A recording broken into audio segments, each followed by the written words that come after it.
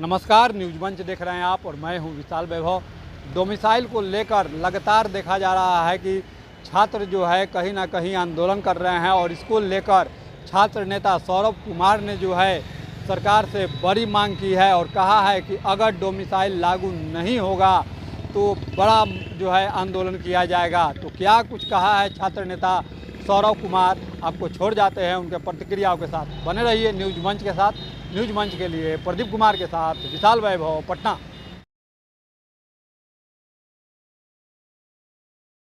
उस अल्टीमेटम को ध्यान में रखा जाए। सभी अभ्यर्थियों को आह्वान के कर रहे हैं कि अगली बार जब भी प्रोटेस्ट होगा उसका नेतृत्व कोई भी करे। प्रोटेस्ट आज पहली बार नहीं हुआ। बीपीएससी के कई प्रोटेस्ट में कोई आता है, कोई नहीं आता है। सवाल उसका नहीं है, सवाल है कि उसका उद्देश्य क्या है। कोई विरोधाभास कोई छात्र नेताओं के बीच नहीं होनी चाहिए। इसलिए कई कई मर्तबा में आंदोलन में शरीक नहीं होना भी एक खास रणनीति का एक हिस्सा होता है साथियों। इसलिए इसको ध्यान में रखा जाए और निश्चित रूप से निष्पक्ष होकर आप अपनी मांगों में हम लोग अडिग रहेंगे और डोमिसाइल नीति लागू हो सभी परीक्षाओं में, सभी प्रतियोगी जो परीक्षा है उसमें।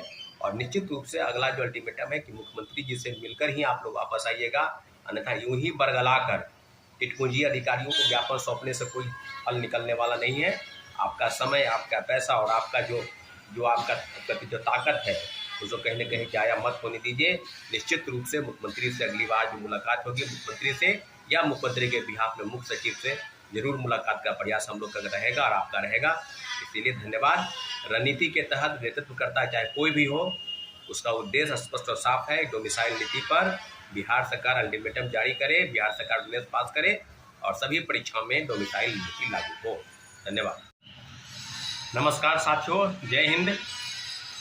अभी बात होगी डोमिसाइल नीति की और जिस डोमिसाइल को लेकर कल जो प्रोटेस्ट हुआ था, इस प्रोटेस्ट के दौरान जितनी भी चीज़ें हुई सब आपके सामने है कि डोमिसाइल नीति को लेकर जो छात्र अभ्यर्थियों की डिमांड थी कि मुख्यमंत्री से मिलना है और मुख्यमंत्री के बिहाफ पर सीएमओ के टिटपुंजी अधिकारियों से मिलवाया गया। उसके बाद पता नहीं क्या क्या चर्चा हो रही है कि क्या डोमिसाइल नीति पर सरकार का स्पष्टीकरण क्या होगा। अब अल्टीमेटम दिया गया है 10 दिनों का। हम लोग का भी मानना है कि भाई जब मुख्यमंत्री को निर्णय करना था तो मुख्यमंत्री से मिलने की बात होती, मुख्यमंत्री से क्यों नहीं मिला गया।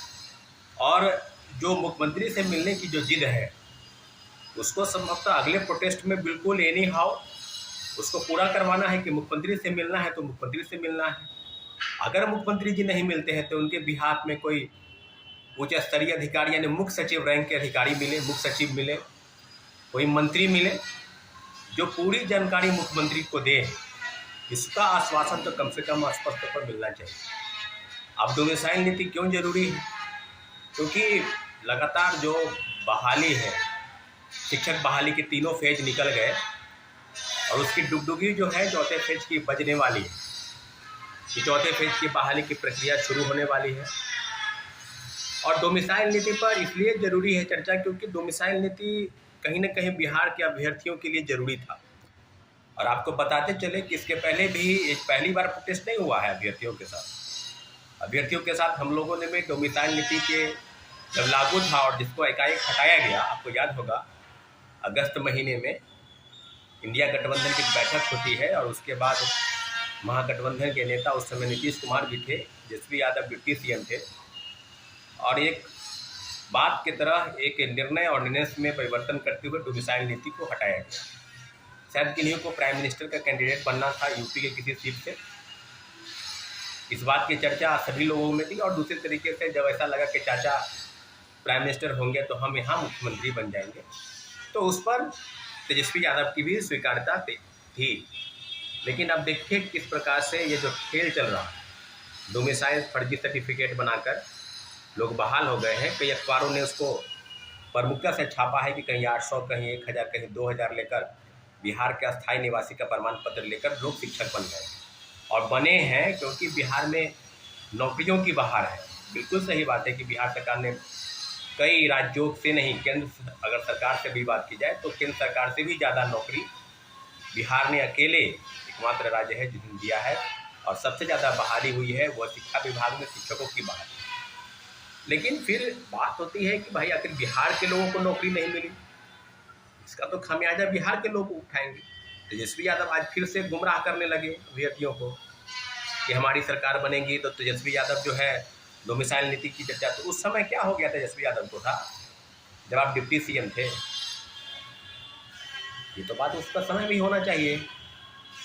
जब आप 2020 का विधानसभा चुनाव में वोट मांगने जाते थे तो दो बातों की चर्चा करते थे तेजस्वी यादव। पहला कि बिहार के सरकारी नौकरियों में पहला हक बिहारियों का, और दूसरा कैबिनेट की बैठक से 10 लाख सरकारी नौकरी देने का वादा।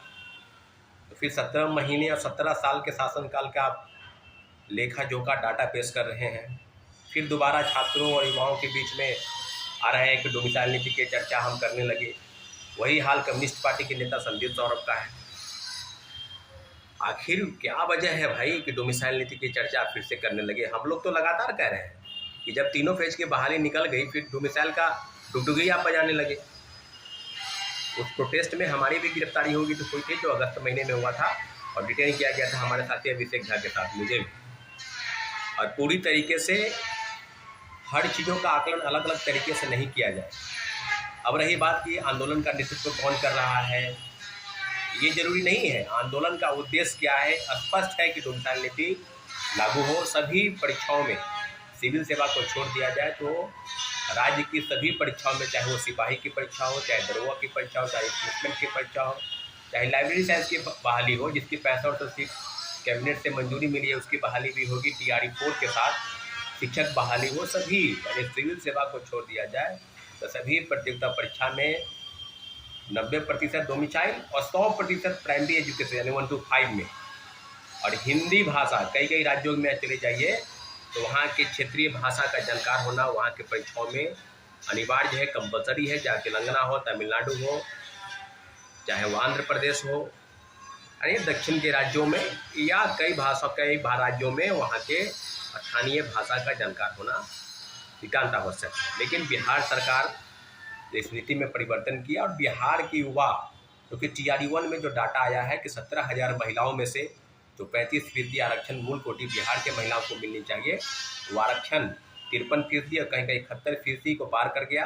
यानी 17,000 नौकरी में से 10,000 से ज़्यादा नौकरी किसी दूसरे राज्य के महिलाओं को दिया गया। TRE 2 में बात की जाए 6 to 8 में, तो बात की जाए तो 1375 में से 1135 यानी 81% नौकरी जो है किसी दूसरे राज्य के लोगों को मिला। महिलाओं के साथ आरक्षण में छेड़छाड़ हुआ, दिव्यांग को आरक्षण 4% मिलना चाहिए, वो नहीं मिला। तो फिर हम चर्चा क्यों नहीं करेंगे कि बिहार की नौकरियों पर सिर्फ वोट देने के लिए बिहारी बने हैं क्या?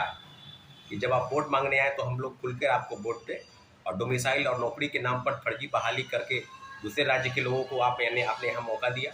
14 राज्य के लोग बिहार में नौकरी पा लिए, और हम लोग जो है सिर्फ प्रोटेस्ट करने के लिए बने हैं, सड़क पर आंदोलन के लिए बने हैं, लाठी खाने के लिए बने हैं। भेड़ बकरी की तरह लाठी चार्ज होता है। तो फिर जो अल्टीमेटम दिया गया है उस अल्टीमेटम को ध्यान में रखा जाए। सभी अभ्यर्थियों को आह्वान कर रहे हैं कि अगली बार जब भी प्रोटेस्ट होगा उसका नेतृत्व कोई भी करे। प्रोटेस्ट आज पहली बार नहीं हुआ है। BPSC के कई प्रोटेस्ट में कोई आता है, कोई नहीं आता है। सवाल उसका नहीं है, सवाल है कि उसका उद्देश्य क्या है। कोई विरोधाभास कोई छात्र नेताओं के बीच नहीं होनी चाहिए। इसलिए कई मर्तबा में आंदोलन में शरीक नहीं होना दिए।